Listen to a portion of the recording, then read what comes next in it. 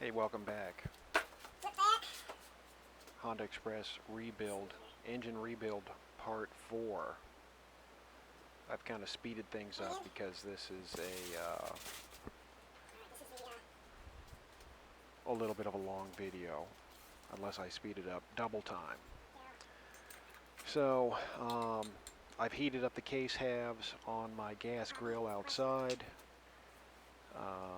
for about 20 minutes at 250 degrees.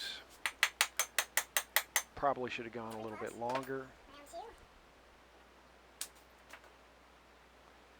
And then I froze the crank in the freezer overnight. And so I'm trying to get them together here. And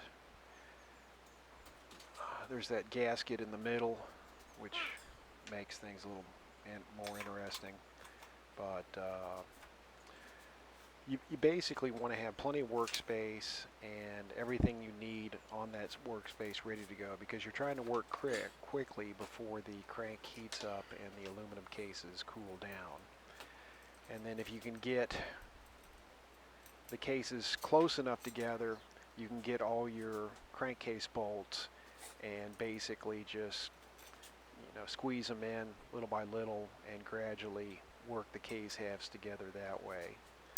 Ideally, the crank will be cold enough and the cases will be hot enough that they will go all the way together or almost all the way together without doing this. But if they don't, you're kind of left doing this unless you want to try to pull everything apart and start over, which is no fun.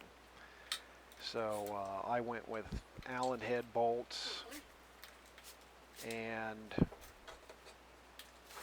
I probably should have just put an Allen head driver on my drill and use that to kind of gradually snug everything together instead of trying to do it by hand here.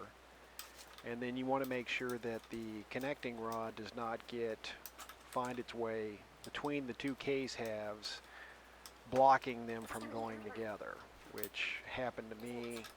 Luckily I caught it and corrected it, but that was just additional time that was wasted when I didn't have much time to waste here.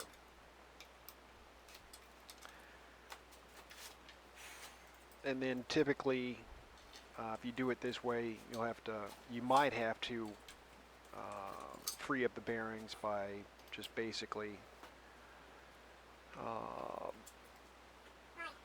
moving the connecting rod in and out until those bearings free up. I think what I ended up doing, I just sprayed some lubricant into the bearings, and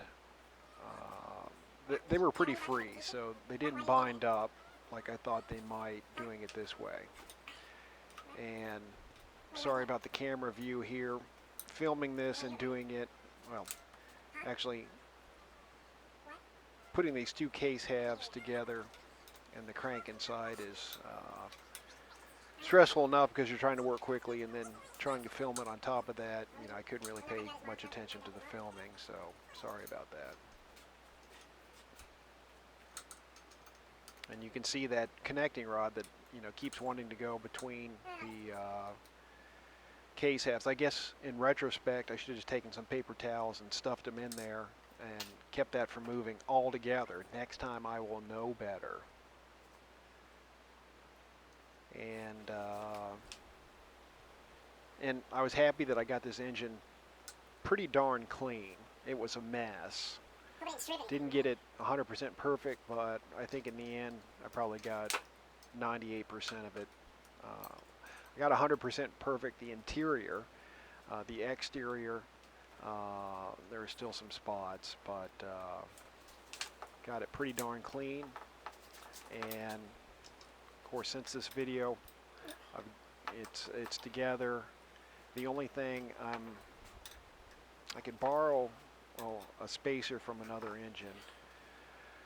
I ordered a 1mm base gasket spacer made out of what do they make those out of? Aluminum, I guess. See, that darn connecting rod slipped past me again, and I was like, what happened there? Yeah, I don't even notice it here. So if you're doing this, stuff some paper towels into the crankcase to keep the connecting rod where it needs to be.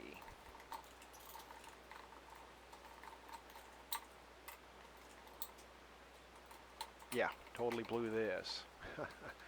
It's going through the reed valve opening instead of through the crankcase opening in the front. That's disappointing. That is so disappointing. And yeah, get a drill bit. I've got a bit that'll drive these Allen head bolts. Should have had that ready to go.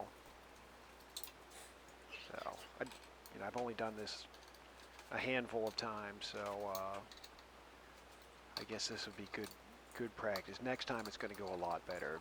I'm doing a QT50 engine here soon, maybe this weekend.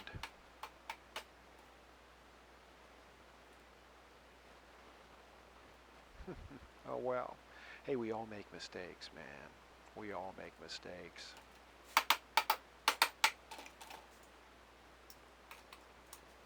What can you do? What can you do?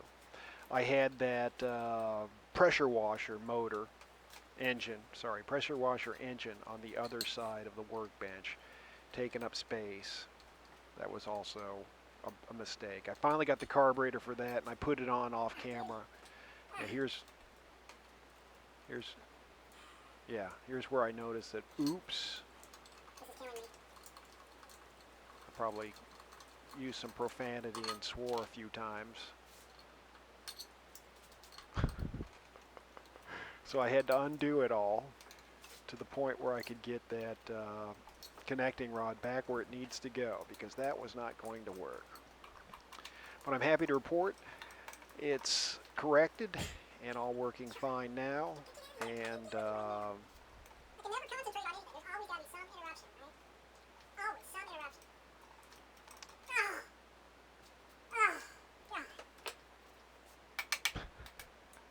I'm carrying on about something. Probably that engine, most likely. What am I, so what have I done since then? I guess I probably, hey, I got it back in the spot that I needed. So life is good. What have I done since? I put the transmission back together. Got new seals on the left and right side, new crankshaft bearing seals. Put the transmission back together. I got my left side case gasket in the mail. Put that on. Need to add oil. I switch it from CDI to points because it's going to go on a frame that's set up for the point system. Got the tire on the rim, tire and tube on the rim. Got the wheel on. Got to go through and tighten up the spokes. Got brakes, I think. I had a spare set of brakes which fit. Didn't have the springs, but found some springs, and I'm thinking those could be a little tighter. I don't know, we'll see. And I just need to get a stator cover and that spacer put on the piston and put on the cylinder. Now, I guess I've got a custom exhaust that I've used in the past, and I've got to widen the opening on the cylinder where the exhaust goes. So that's what I got left to do. And then we're gonna run it. We got a 2-speed engine, man, for and I don't think the clutch was the problem like the previous owner stated. It was just those bearings. And now it's nice and quiet, so I hope to show you that as well soon. But 2-speed engine is nice to have, so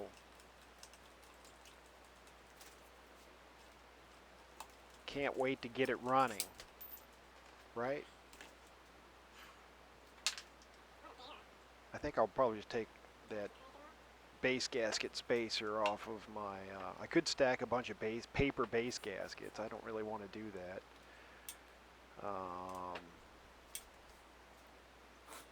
Maybe I'll take that aluminum spacer off the other engine and put it on here. Or maybe I'll just wait for the other one to show up in the mail and show a little bit of patience. Wouldn't that be nice? Wouldn't that be a change? I just use that WD-40 gel lubricant for now. I mean, it'll burn off, but it'll be replaced by two-stroke oil when the engine starts running. I don't think the gel lubricant is going to be a problem. And right here I'm just kind of working it back and forth to see if those bearings are bound up at all as a result of me cinching the cases together with the bolts. So there you go, Honda Express rebuild. We're almost there. Just waiting on some parts in the mail. Now you know. Now you know what to avoid and what to do, because I'm making the mistakes just for you. Thanks for watching. What about when it works?